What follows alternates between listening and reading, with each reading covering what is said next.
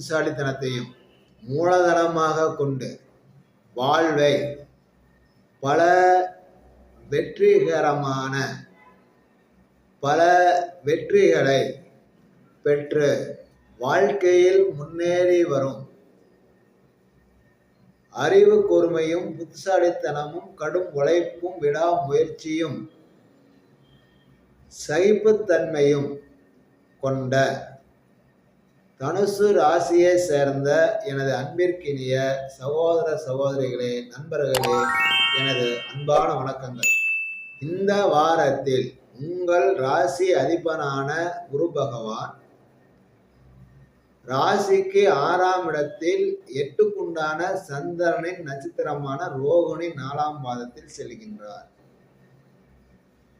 உங்கள் ராசியிலேயே மாந்தி என்கின்ற பிணத்திற்கு அதிபதியான மாந்தி உங்கள் ராசியிலேயே அமர்கின்றார். உங்கள் ராசிக்கு 4ஆம் இடத்தில் போராட்டாதி 4ஆம் பாதத்தில் சனீஸ்வரன் அமர்கின்றார். போராட்டாதி 4ஆம் பாதம் என்பது ராசி அதிபதியான குருவோட நட்சத்திரம். அந்த சனியோட யாரு சேர்றாங்க? ராகு சேருது. வேற யாரு சேர்றா? 6க்கும் 11க்கும் உண்டான சுக்கிரன் போய் சேருது. நண்பரையும் நட்பையும் தாய் வழி உறவு தகப்பன் வழி உறவை தர வேண்டிய நீச்ச புதனும் போய் சேருது. அப்பா வழி உறவை தர வேண்டிய இடத்துல 10ஆம் இடத்துல கேத உட்கார வச்சுட்டு புதன் நீச்சம் அடையுது. மனைவியையோ அல்லது கணவனையோ தர வேண்டிய புதன் கேத உட்கார வச்சுட்டு சனியோட ராவோட சேர்ந்து நீச்சம் அடையுது. உங்களுடைய விரையாதிபதியான செவ்வாய் லக்கணத்துக்கு ராசிக்கு 8ஆம் இடத்துல போய் நீச்சம் அடையுது. கூட சந்திரன் ஆட்சி பெறுகிறார். இந்த கிரக சூழல்கள் அனைத்துமே உங்களுக்கு நல்ல ஆரோக்கியம், நல்ல ஆயுள், நல்ல தொழில், நல்ல வருமானம் எல்லாத்தையும் தரும். ஆனா அம்மா அல்லது மனைவி, அப்பா அல்லது வீடு நிலம் சம்பந்தமா, சகோதரன் மூத்த சகோதரன் சம்பந்தமா, வாரிசுகள் சம்பந்தமா, இப்படி இந்த இரத்த உறவுகள்ல ஒரு உறவுல அல்லது 2 உறவுகள்ல உங்களுக்கு மன வருத்தம், பிரிவு, கஷ்டம், மன உளைச்சல், மருத்துவ செலவு, அலைச்சல், திரிச்சல், வெறுப்பு, கோபம், விரக்தி, செலுப்பு, சங்கடம், பேசாம வீட்டை விட்டு எங்கேயாவது 4 நாளைக்கு 7 நாளைக்கு எங்கேயாவது வெளியில போயிடலாமா அப்படிங்கிற எண்ணம் இதெல்லாமே இந்த வாரம் உங்களுக்கு இருக்கு. எல்லா மனிதர்களுக்கும் இந்த நிலைகள் எல்லாத்தையுமே வரதுதான். அதுவும் தனுசு ராசியை சேர்ந்த நண்பர்கள் சகிப்புத்தன்மை அதிகம் கொண்டவர்கள். நல்லா பேசுவீங்க, யோசிப்பீங்க, சிந்திப்பீங்க, செயல்படுவீங்க. இந்த வாரத்துல லக்கணத்துக்கு 8ஆம் இடத்துல சந்திரனும் செவ்வாயும் நீச்சப்பங்க ராஜயோகத்துல இருக்கிறதுனால உங்களை பயன்படுத்தி மற்றவர்கள் முன்னேறுவார்கள். உங்களுக்கு உதவி செய்வார்களா என்று பார்த்தால் செய்ய மாட்டார்கள், ஏமாற்றி விடுவார்கள். நம்ப வேண்டாம், மற்றவர்களை நம்பி இருக்க வேண்டாம். நீங்கள் உங்கள் வேலையில் கவனத்தை செலுத்த வேண்டிய வாரம். ராசிக்கு 10ஆம் இடத்துல புதனுடைய வீட்டுல கன்னி ராசியில கேது உட்காந்து புதன் நீச்சம். நீங்க செய்யற ஒவ்வொரு காரியமும் தப்பாவும் எதிர்காலத்தை பாதிக்கிற மாதிரி வந்துடும். அன்பான தனுசு ராசியை சேர்ந்த சகோதர சகோதரிகளே, குறிப்பாக படித்து கொண்டிருக்கும் மாணவ மாணவிகளே, திருமணம் ஆகாமல் இருக்கும் பருவ வயதை எட்டிய சகோதர சகோதரிகளே, இளைஞர்களே, இந்த காலகட்டம் உங்க வாழ்க்கையில் மிக முக்கியமான காலகட்டம். காரணம் ஏன்னு கேட்டா, ராசியில தனுசுல மாந்திங்கிற கெட்ட கிரகம் உட்காந்துருச்சு. ராசிக்கு 4ஆம் இடத்துல சனியும் ராகுமா உட்காந்துருச்சு. நீங்கள் செயல்படுற காரியஸ்தானத்துல கேது உட்காந்து 10க்கு உண்டான புதன் நீச்சத்துக்கு போயிடுச்சு. இப்போ உங்களுடைய கூட்டாளி, நண்பர்கள் தர வேண்டிய சந்தனை ஆட்சியில வலுவா உட்காந்துச்சு. நீங்க பலகீனம் அடைகிறீங்க, உங்க கூட்டாளி பலம் அடைகிறான். சொந்த தொழில் செய்யும் நண்பர்களுக்கு தொழில் கூட்டாளியால மன உளைச்சல், அவர் லாபத்தையோ அல்லது எதையோ ஒரு வகையில் அவரு முன்னேறிக்குவாரு, உங்களுக்கு பிரச்சனை பண்ணுவார். படித்து கொண்டிருக்கும் மாணவர்களுக்கு கூட சக மாணவர்களோ அல்லது உறவினர்களோ அவர்கள் போகும் பாதையில், தவறான பாதையில் உங்களையும் சேர்த்து இழுத்து கொண்டு போவார்கள். அதாவது எலியும் தவளையும் ஒன்றோட ஒன்று கால்களை கட்டி கொண்டு போன மாதிரி. அதாவது எலி என்ன பண்ணது, தன்னுடைய வங்குக்கு போறதுக்காக வங்குக்குள் நுழையும் பொழுது தவளையால் நுழைய முடியாமல் உயிர் பிழைப்பதே பெருசு என்று தப்பிப்பது போல,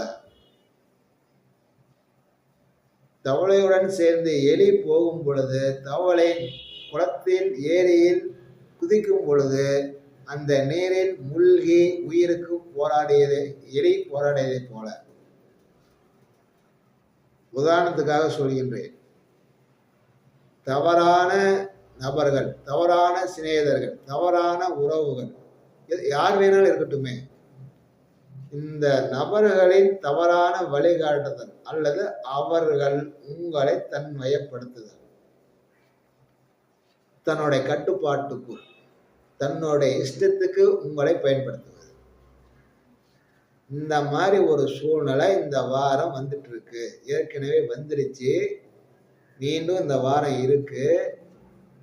ராகு கேது பயிற்சி வருகின்ற மே மாதம் வரும், அதுவரை இந்த பிரச்சனை இருக்கு. அதனால சகோதர சகோதரிகளே, உங்களுடைய தொழிலில், உங்களுடைய வேலையில், உங்களுடைய கடமையில் அதிகப்படியான கவனத்தையும் நேரத்தையும் செலவழியுங்கள்.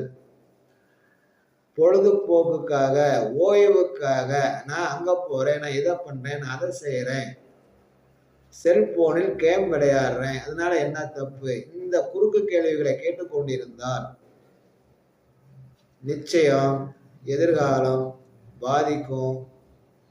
பின்னால வருத்தப்படுவீர்கள். எந்த நபர் உன்னை திசை மாற்றினாரோ, வழி மாற்றி விட்டாரோ, அந்த நபர் எதிர்காலத்தில் நன்றாக இருப்பார், நீ பாதிக்கப்பட்டிருப்பாய். அதனால் சகோதர சகோதரிகளே, இந்த வாரம் மட்டுமல்ல, சனி பயிற்சி எப்ப வந்ததோ அப்பிலிருந்து நட்பு, சிநேகிதம், படிப்பு, வேலை, உத்தியோகம், சுயதொழில், மனைவி, கணவன், அம்மா, அப்பா, உறவு, வீடு, எல்லா விஷயத்திலும் ஒவ்வொரு பிரச்சனையும் எடுத்துட்டு வந்துவிடும். நீங்க தான் அறிவையும் புத்தியையும் பயன்படுத்தி எதை செய்யணும், செய்யக்கூடாது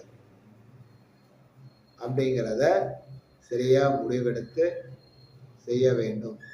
உயிருக்கு, உடம்புக்கு எந்த ஆபத்தும் இல்லை, ஆரோக்கியத்தில் எந்த பிரச்சனையும் இல்லை, வேலை வருமானத்தில் எந்த பிரச்சனையும் இல்லை.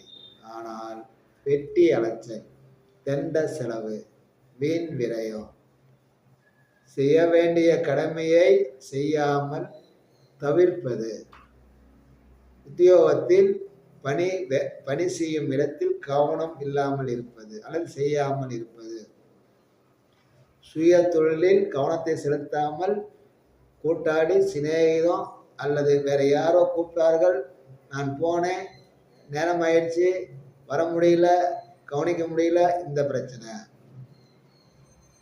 அதனால நண்பர்களே, இந்த வாரம் மட்டுமல்ல, வரும் மே மாதம் முழுவதும் உங்களுடைய சொந்த தொழிலாகட்டும், உத்தியோகமாகட்டும், உங்களுடைய இல்வாழ்க்கை துணை, அப்பா, அம்மா, சகோதரன், சகோதரி, ஏன் வாரிசுகள் விஷயத்தில் கூட சரி, அவர்களுடைய ஆரோக்கியம், அவர்களுடைய செயல்பாடுகள், நடவடிக்கைகள், இவைகளில் கண்டிப்பாக அக்கறை செலுத்த வேண்டிய, கவனிக்க வேண்டிய வாரமாக வந்துள்ளது. எல்லாற்றையும் விட நீங்கள் முழுக்க முழுக்க உத்தியோகத்திலும் தொழிலிலும் உங்கள் கடமையிலையும் முழு கவனத்தையும் செலுத்தி தொழிலை, படிப்பை, உத்தியோகத்தை கெடுத்து கொள்ளாமல் காப்பாற்றிக் கொள்ள வேண்டிய வாரமாக வந்துள்ளது. நான் ஏன் இதை இவ்வளவு அழுத்தமா சொல்றேன் அப்படின்னா, தனுசு ராசி பலகீனம் அடைஞ்சு தனுசு ராசிக்கு கூட்டாளி ராசியான கடக ராசி பலமடையுது. அதனாலதான் சொல்றேன், ஏமாந்து போயிடாதீங்கன்னு நான் சொல்றேன். உயிருக்கு, உடம்புக்கு, பணத்துக்கு, சொத்துக்கு எந்த நஷ்டமும் கிடையாது. அதெல்லாம் சம்பாதிச்சுக்கலாம். ஆனா வாழ்க்கை திசை மாறி வழி மாறி போய்விட்டால் மீட்டு திரும்ப வரதுங்கிறது கொஞ்சம் சிரமமா போயிடும். எங்கேயாவது கோயிலுக்கு போகணும்னு ஆசைப்படுறீங்களா? திருப்பதி போயிட்டு வாங்க, அல்லது திருவண்ணாமலை, அல்லது உங்கள் ஊருக்கு அருகில் இருக்கும் ஆஞ்சநேயர் கோயில், அம்மன் கோயில், காளி கோயில், எந்த கோயிலா இருந்தா என்ன, கடவுள் தானே. சந்தோஷமா போயிட்டு வாங்க. கொஞ்சம் கெட்ட தசா புத்தி நடந்து கொண்டிருக்கும் சகோதர சகோதரிகள், அப்பாவை கொஞ்சம் கவனிச்சு பார்த்துக்குங்க, அம்மாவை பார்த்துக்குங்க. அதே மாதிரி அப்படி ஏதாவது தாய்க்கோ தகப்பனுக்கோ கொஞ்சம் உடம்பு கிடந்து சரியில்லை அப்படின்னா, ஸ்ரீரங்கம் சென்று காவிரி ஆற்றில் தலைமுழுகி மொட்டை அடித்து சக்கரத்தாழ்வாரை 27 முறை சுற்றி வந்து வேண்டுதல் செய்து விட்டு வந்தார். அப்பா, அம்மா ஆரோக்கியம் நல்லா இருக்கும், சிறப்படையும், நல்லா இருப்பீங்க.